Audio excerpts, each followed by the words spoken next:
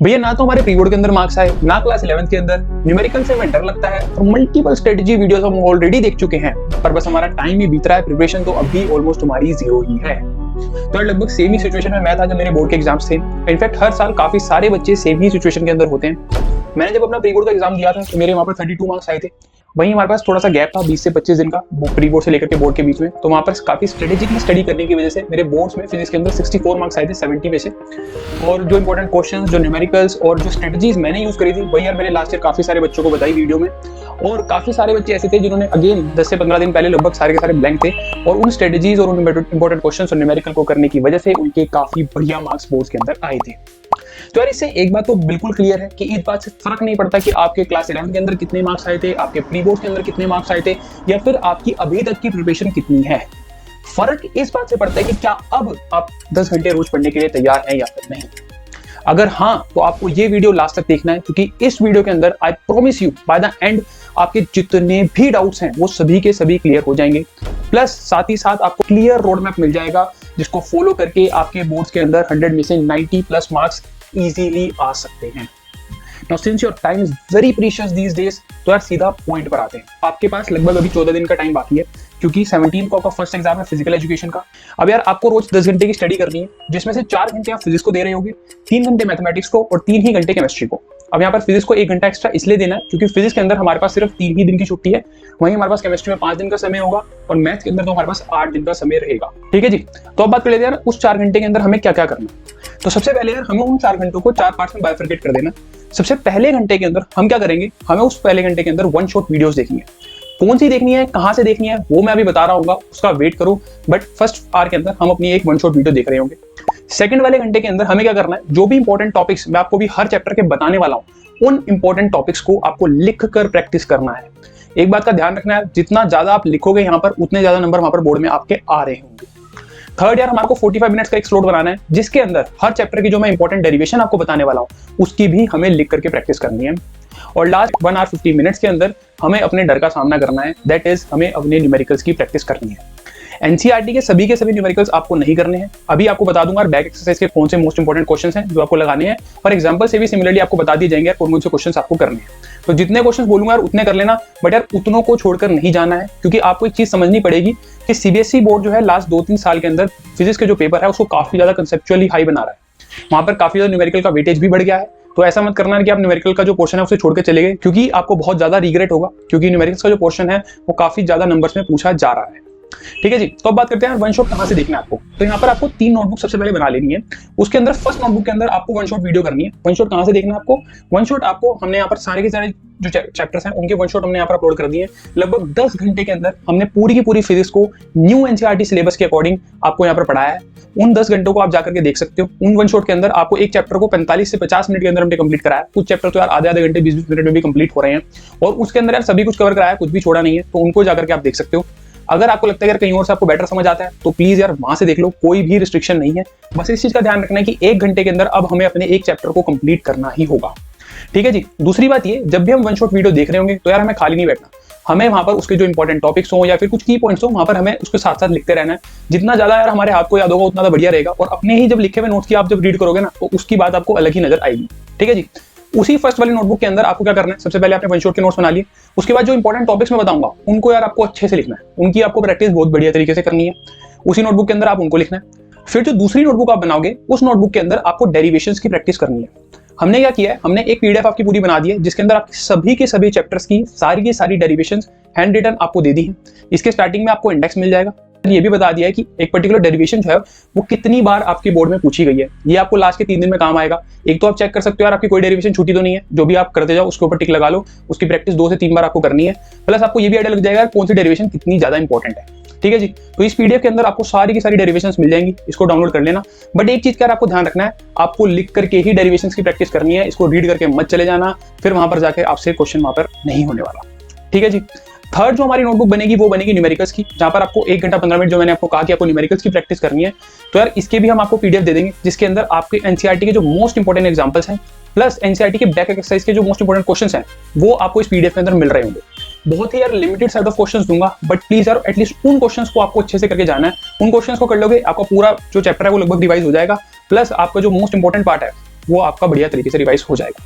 तो यार ये 3 नोटबुक आपको बनानी है, इस तरह से यार आपको लिख करके सब कुछ काम करना है। इसके बाद भी अगर आप 4 घंटे से ज्यादा देते हैं और आपके पास वहां पर थोड़ा बहुत टाइम बच जाता है, तो वहां पर आपको क्या करना है, आपको उन पर्टिकुलर चैप्टर्स के जो PYQs हैं उनको आप कर सकते हो। बट यार एक चीज का आपको यहाँ पर ध्यान रखना है, वो ये कि आपकी जो पहली प्रायोरिटी है वो यार आपके जो मैं क्वेश्चंस दूंगा वो होनी चाहिए, आपके डेरिवेशंस, आपकी वन शॉट, आपके इंपॉर्टेंट टॉपिक्स। पहली वैरायटी आपको उसको देनी है। उसके बाद अगर आप एक्स्ट्रा मेहनत करते हो, आपके पास टाइम बच जाता है, तो यार बहुत बढ़िया बात है।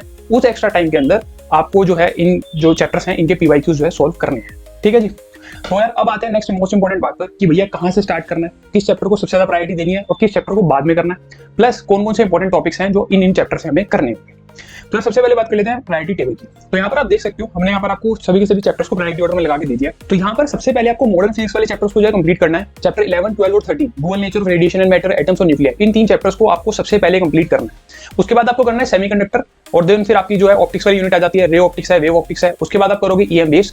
फिर हमें यूनिट 1 से स्टार्ट हो जाना है, जहां पर हम सबसे पहले करंट इलेक्ट्रिसिटी को कर रहे होंगे, उसके बाद इलेक्ट्रिक चार्ज एंड फील्ड को, देन हमारा इलेक्ट्रोस्टैटिक पोटेंशियल वाला आ जाता है। उसके बाद जो हमारी लास्ट में आती है सेकंड यूनिट, जिसमें कि आपका मैग्नेटिज्म वाला पार्ट है और EMI AC वाला पार्ट है। अब यार इस तरह के ऑर्डर को बनाने के 2 मेन रीजन हैं। सबसे पहला रीजन तो ये कि जब भी यार हम पूरे साल में पढ़ने का सोचते हैं तो हमेशा शुरू की 1 या 2 यूनिट को उठा लेते हैं और पीछे वाली यूनिट हमारी हमेशा रह जाती है, और तो हमारा वो एक अनटच्ड पोर्शन होता है, तो उसको सबसे पहले कंप्लीट करना हमारे लिए बहुत जरूरी है। दूसरा इससे भी बड़ा रीजन यार ये है कि ये जो लास्ट की जो यूनिट्स है इनको यार कवर करने में आपको हार्डली एक चैप्टर को कवर करने में 1 से 2 घंटे लग रहे होंगे। इससे ज्यादा लेंथी यूनिट्स है नहीं, और इजीली आप वहां पर इनके आंसर्स भी कर पाओगे, क्योंकि उतना ज्यादा टफ क्वेश्चन जो है यहाँ से नहीं पूछे जाते। तो यहाँ पर आपको कम टाइम के अंदर ज्यादा आउटपुट मिलने वाला है। प्लस जो हम बात करते हैं यार wave optics, ray optics, semiconductor, atom, nuclear, ये जो मॉडर्न फिजिक्स वाला पार्ट है, ये जो सारा पोर्शन है ये आपका 37 मार्क्स का पूछा जाता है, और वहीं जो आपकी यूनिट 1 और यूनिट 2 है वो आपसे 33 मार्क्स की पूछी जाती है। तो यार ये काइंड ऑफ ऑब्वियस चीज है कि हमें पहले 37 मार्क्स का जो पोर्शन है जिसको हम इजीली कम टाइम के अंदर कवर कर सकते हैं, उसको हमें पहली प्रायोरिटी देनी है। सो गाइस अब बात कर लेते हैं इंपॉर्टेंट टॉपिक्स की। सबसे पहला चैप्टर जो हमारे पास आता है वो है dual nature of radiation and matter. इस चैप्टर के अंदर हमने आपको 4 इंपॉर्टेंट टॉपिक्स बताकर रखे हैं। सबसे पहला है हमारा फोटो इलेक्ट्रिक इफेक्ट। यहाँ पर आपको जो ग्राफ्स हैं वो काफी अच्छे से करने हैं। देन हमारे पास आता है आइंस्टीन फोटो इलेक्ट्रिक इक्वेशन, ये भी आपको काफी बढ़िया तरीके से करना है। देन फिर जो आर ए मिलिकर ने एक्सपेरिमेंट करा था और आइंस्टीन की जो इक्वेशन है उसको सही प्रूव कर दिया था, हालांकि वो डिस्प्रूव करना चाह रहे थे। एक पेज की यार थ्योरी है, थोड़ा सा आपको डेरिवेशन है, इसको समझ लेना है। और लास्ट में हमारे पास आता है डी ब्रोई वेवलेंथ्स। ये यार काफी ज्यादा इंपॉर्टेंट टॉपिक है। इससे न्यूमेरिकल आने के आपके जो चांसेस है लगभग 100% रहते हैं। इसके जो 2 सिंपल से फॉर्मूला है, एक तो आपका लैम्डा का फॉर्मूला होता है वेलोसिटी की टर्म्स में h/mv, और दूसरा पोटेंशियल डिफरेंस के टर्म्स में जो होता है 12.27/√v, ये एंगस्ट्रॉम इसका जो आंसर आता है। तो ये आपको फॉर्मूलास को ध्यान रखना है, और इसके जो न्यूमेरिकल्स आने के चांसेस हैं वो बहुत ज्यादा हाई रहते हैं। देन सिमिलरली हमने यहाँ पर आपको क्वेश्चंस भी बता दिए जो इंपॉर्टेंट क्वेश्चंस हैं। ये जो पहले हमने मेंशन कर रखे हैं एग्जांपल के क्वेश्चंस हैं, और फिर लास्ट में जो एनसीईआरटी के बैक एक्सरसाइज में क्वेश्चन मिल जाते हैं वो भी हमने यहाँ पर आपको मेंशन कर रखा है। सिमिलरली आप हर चैप्टर के अंदर देख सकते हो, हमने पहले आपको इंपॉर्टेंट टॉपिक्स बताए हैं और फिर लास्ट में हमने यहाँ पर आपको एग्जांपल भी बता दिया है, और इंटेक्स जो क्वेश्चन आएंगे और एनसीईआरटी के जो बैक एक्सरसाइज के क्वेश्चन है वो हमने यहाँ पर आपको मेंशन कर रखे हैं। अब आपको क्या करना है, इन सभी टॉपिक्स को पढ़ना है और उसके बाद इन सभी क्वेश्चंस को लगा लेना है, और आपके बढ़िया मार्क्स वहाँ पर जरूर से आ रहे होंगे।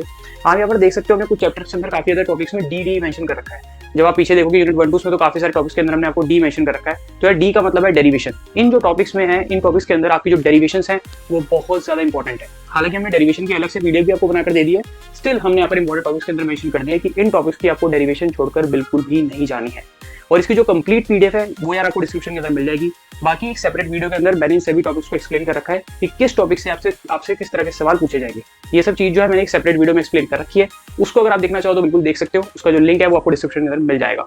उस वीडियो में मैंने कंप्लीट ब्रेकडाउन कराया हर एक टॉपिक का कि यहाँ से किस तरह का सवाल आएगा, क्या वहाँ पर न्यूमेरिकल आएगा, क्या वहाँ पर डेरिवेशन आएगी, हर चीज मैंने वहाँ पर बताई है, तो आप उसको भी जाकर के चेक कर सकते हो। तो ये हमने बात कर ली यार सभी के सभी चैप्टर की सारे के सारे इंपॉर्टेंट क्वेश्चंस की, साथ ही साथ उनके इंपॉर्टेंट एग्जांपल्स की जो एनसीईआरटी के हैं, और साथ ही साथ उनके जो लास्ट के एनसीईआरटी के जो क्वेश्चंस वहाँ पर मेंशन होते हैं उन क्वेश्चंस की भी हमने जो इंपॉर्टेंट क्वेश्चंस की बुकलेट है वो आपको यहाँ पर दे दी है। डेरिवेशन की बुकलेट आपको मिल गई, क्वेश्चन बैंक आपको यहाँ पर मिल गया, थ्योरी के लिए आपको वन शॉट यहाँ पर अपने आपको दे दिए, लगभग सारा पोर्शन हमने यहाँ पर कवर कर दिया।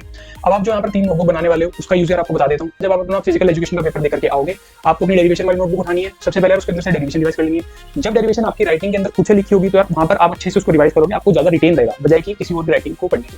ठीक है जी। उसके बाद सेकंड, आपको जो न्यूमेरिकल्स आपको फर्स्ट बारी में समझ नहीं आए थे, वैसे तो आपको सारी रिवाइज करनी है, बट जो आपको बिल्कुल भी समझ नहीं आई थी उनकी बार 2 से 3 बार आपको प्रैक्टिस करके जानी है। कुछ रे ऑप्टिक्स के हो सकते हैं, न्यूमेरिकल समझ ना आए, और सिमिलरली जो इन 3-4 चैप्टर्स के यहाँ से भी आपको न्यूमेरिकल हो सकता है, इनकी डेरिवेशन में काफी कंफ्यूजन होती है, उनको भी आपको अच्छे से प्रैक्टिस करके जाना है। शुरू वाले चैप्टर चैप्टर्स जो मैंने आपको बताए थे, मतलब जो क्लास से शुरू कर रहे हो मॉडर्न फिजिक्स सेमीकंडक्टर, ये बहुत ईजी पोर्शन है, इसको बहुत अच्छे से करके जाना है। ये यार फ्री के मार्क्स है। मुझे लगता है कि एक रे ऑप्टिक्स को छोड़ के शुरू वाले पोर्शन के अंदर जो आपके 25 से 30 मार्क्स हैं वो बहुत इजीली टारगेटेबल मार्क्स है, उनको आप इजीली टारगेट कर सकते हो। देन फिर जो यूनिट 1 और यूनिट 2 है, यहाँ से ज्यादातर डेरिवेशन पूछी जाती है, तो इनकी डेरिवेशंस की प्रैक्टिस भी आपको काफी बढ़िया तरीके से करनी होगी। तो आप आने वाले 3 दिनों में जो आपके पेपर की जो आपको छुट्टियां मिलेंगी, उनके अंदर आपको अपनी डेरिवेशन को रिवाइज करना है, न्यूमेरिकल्स को रिवाइज करना है। उसके बाद यार हमारे को 2 से 3 टेस्ट, 2 तो यार मिनिमम आपको सैंपल पेपर जरूर देने हैं, क्योंकि फिजिक्स का जो पेपर है लास्ट कुछ सालों में आप देख रहे हो काफी ज्यादा लेंथी आ रहा है और टफ भी आ रहा है। तो यार जब आप उसकी प्रैक्टिस करके जाते हो सैंपल पेपर की, तो वहां पर आपको घर में टारगेट करना है कि आप 2.5 घंटे के अंदर ही कैसे पेपर सॉल्व कर सकते हो। साथ ही साथ क्योंकि हम डेरिवेशंस की प्रैक्टिस तो कर लेते हैं, बट बोर्ड जो है जनरली क्वेश्चन को ट्वीक करके पूछ लेता है, तो हमें क्वेश्चन ही समझ नहीं आता। मतलब मेरे को आंसर पता है, मेरे को डेरिवेशन करना आता है, बट मेरे को क्वेश्चन ही समझ नहीं आया। तो वो आपकी प्रिपरेशन हो रही होगी जब आप सैंपल पेपर्स को सॉल्व करोगे। आपको 2 से 3 सैंपल पेपर 2 मिनिमम कर लेना, 2.5 घंटे के अंदर आपको सैंपल पेपर को सॉल्व करना है। उससे ज्यादा टाइम आपको अपने आप को नहीं देना है, तभी वहां पर आपका फिजिक्स का जो पेपर है वो 3 घंटे में सॉल्व हो रहा होगा। अगर आप इन सभी क्वेश्चंस को, इन सभी न्यूमेरिकल्स को, पीवाईक्यूज को, वन शॉट को अच्छे से लगा लेते हैं, तो यार आपके 70 में से 60+ मार्क्स इजीली आ रहे होंगे। आई थिंक आपके जितने भी डाउट्स हैं वो मैंने सभी के सभी क्लियर कर दिए हैं। आई रियली डोंट थिंक कि अब आपको कोई और स्ट्रेटेजी वीडियो देखने की जरूरत है, और टाइम वेस्ट आपको नहीं करना चाहिए। आपको इस वक्त 10 से 12 घंटे की स्टडी करनी है यार, एंड बिलीव मी, अगर आप ये करते हैं देन 21 फेब को जब आप फिजिक्स का पेपर देके एग्जामिनेशन हॉल से बाहर आएंगे, then you will be proud of yourself. Because आपका जो कॉन्फिडेंस है वो काफी ज्यादा बूस्ट होगा कि यार आपने क्या सही टाइम पर मेहनत करी, जब सबसे ज्यादा आपको जरूरत थी, और क्या बढ़िया तरीके से मेहनत करी। तो यार जरूर आपको फ्रूटफुल रिजल्ट मिल रहे होंगे। तो यही वो टाइम है यार जहाँ पर आपको अपने आप को प्रूव करना है, खुद को भी, अपने पेरेंट्स को भी, और अगर आपको कोई बेस्ट फ्रेंड है तो उसको भी। So thank you so much for your precious time. This was Akshit Ahuja signing off.